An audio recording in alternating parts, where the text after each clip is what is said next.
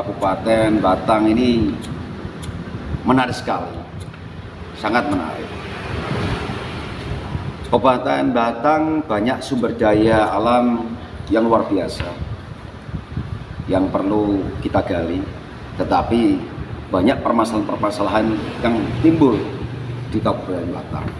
Contohnya masalah sumber daya manusianya yang belum mapan. Dari standarisasi kemarin saat saya diskusi dengan Dinas Tenaga Kerjaan, Kabupaten Batang secara sumber dayanya masih standarnya standar SMP, walaupun tidak menutup kemungkinan banyak lulusan-lulusan sarjana di Kabupaten Batang. Di Kabupaten Batang sekarang banyak berdiri kawasan-kawasan industri, ada kawasan KITB, KIP, KIP. Fenomena ini menjadi daya tarik tersendiri bagi Kabupaten Batang. Banyak teman-teman daerah, luar daerah yang datang ke Batang, mereka berkiprah di Batang, ada yang menjadi investor, ada yang memang datang ke Batang untuk menjadi pekerja. Ini sangat berdampak baik, tetapi juga berdampak negatif tentang lingkungan, tentang masyarakat, tentang hubungan masyarakat. Pesona Kabupaten Batang banyak aspek yang harus dikelola. Ada aspek perikanan, kelautan, aspek dari pertaniannya, bagaimana kehutanannya, belum maksimal kita kelola. Karena apa? Yang minimnya sumber daya manusia ini. Ke depan bagaimana keikutsertaan pemerintah sebagai stakeholder ini bisa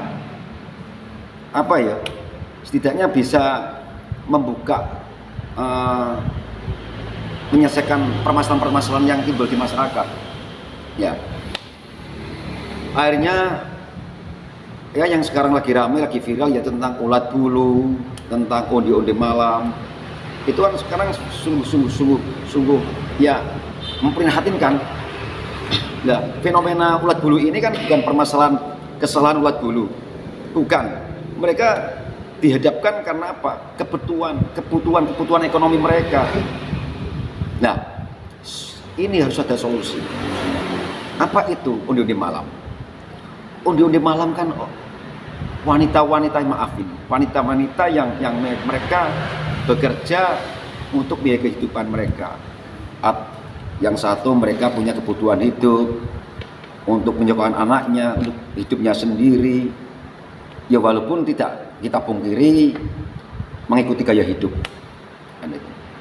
Nah, kembali sama ulat bulu ini. Jangan disalahkan mereka menjadi ulat bulu. Tetapi bagaimana Pemda sendiri bisa tidak mereka menciptakan banyak lapangan pekerjaan, banyak aspek-aspek yang bisa kita gali, banyak sektor-sektor ekonomi yang bisa kita gali. Yang sekarang lagi eksis, lagi rame, wisata Segandung. Kalau kita maksimalkan wisata Segandung, itu bisa menciptakan lapangan pekerjaan. Berapa kafe-kafe yang ada di Segandung? Di situ juga ada wisata dolphin. Setidaknya mereka itu bisa merekrut banyak karyawan, banyak tenaga kerja. Ya, harusnya seperti itu. Nah, untuk mengurangi permasalahan ulat bulu ini kan bagaimana Pemda lebih fokus menciptakan banyak lapangan pekerjaan. Saya yakin ini tidak mudah. Saya yakin harus ada bergening ya pemerintah daerah terhadap pelaku-pelaku usaha ini. Dan yang memprihatinkan saat ini yaitu adanya kawasan industri, adanya PLTU.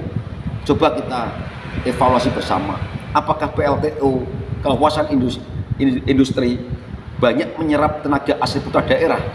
Ayo kita gali bersama-sama. Ya, kita jangan bohong lah. Sekarang timbul oknum-oknum untuk kepentingan pribadi atau kelompoknya mengatasnamakan putra daerah di sekitar kawasan industri. Banyak di luar daerah itu, di luar kecamatan, luar wilayah, kelurahan, mereka mau bekerja di kawasan-kawasan itu mereka harus bayar ya, oleh yang mengatasnamakan atau pemuda, mengatasnamakan taruna, atau mengatasnamakan organisasi apa yang ada di sekitar kawasan. Ini memprihatinkan. Astrada terbentuk itu karena keprihatinan. Keprihatinan apa? Ya keadaan seperti ini. Bagaimana putra daerah ini mengangkat derajat, bagaimana putra daerah ini mengangkat harga diri. Saya berharap ada bergening politik untuk para pejabat nanti, para eksekutif dan legislatif terhadap pusat, memaksimalkan 70% putra daerah untuk bisa berkiprah, berpartisipasi, bekerja di kawasan-kawasan yang merupakan suatu mimpi yang luar biasa. Dan maaf ini, ada permasalahan 7 juta, permasalahan 10.500.000, itu tidak salah mereka, tapi salah kita. Sampai itu menjadi pembiaran, itu salah kita semuanya.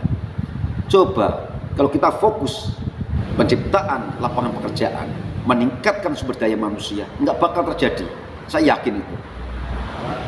Karena mereka terdesak ekonomi, perutnya kosong, kadang maaf kebutuhan keluarganya yang harus menyekolahkan anaknya dan sebagainya. Kita nggak bisa menyalahkan ulat bulu, ya. Ulat bulu atau bodrek lah, kan gitu. Atau kita menyalahkan onde-onde malam. Bahkan mereka tidak segan-segan, banyak angkringan-angkringan yang sekarang untuk transaksi, bahkan kos-kosan itu transaksi. Saya haraplah berapa UPD yang terkait dengan keadaan ini, mereka punya kreativitas, punya inovasi. Ya, saya yakin mereka punya visi dan misi. Bagaimana meningkatkan kabupaten, bagaimana meningkatkan PAD Batang, bagaimana Batang menjadi pesona yang luar biasa. Sungguh prihatin sekali. Selamat datang Batang, dan akhir Batang itu banyak penghuni-penghuni, orang-orang jualan onde-onde malam. Teman-teman ini kesulitan mencari lapangan pekerjaan. Sektor perikanan, kalau kita kelola dengan baik, insya Allah luar biasa. Pariwisatanya luar biasa. Bahkan kemarin ada teman-teman dari Jakarta, dari fotografer, dan ada investor melihat Batang itu luar biasa. Tidak ada di kota lain seperti Batang. Kita punya laut, punya pertanian, dan punya gunung, hutan. Ya. Mungkin apa yang saya sedikit berceloteh ini, gitu. Atau orang mengatakan saya berkokok, gitu, mengembek. Ya, saya harap embekan dan kokokan ini bisa masuk ke relung hati, ke hati kita. Mohon maaf apabila ada yang tersinggung, saya mohon maaf. Tetapi kalau ada manfaat dari apa yang saya celotehkan, yang saya kokokkan, akan menjadi renungan kita semuanya. Saya Yuri Pratama, Astrada, Asli Putra Daerah Kabupaten Batang, mengucapkan banyak terima kasih. Wassalamualaikum warahmatullahi wabarakatuh.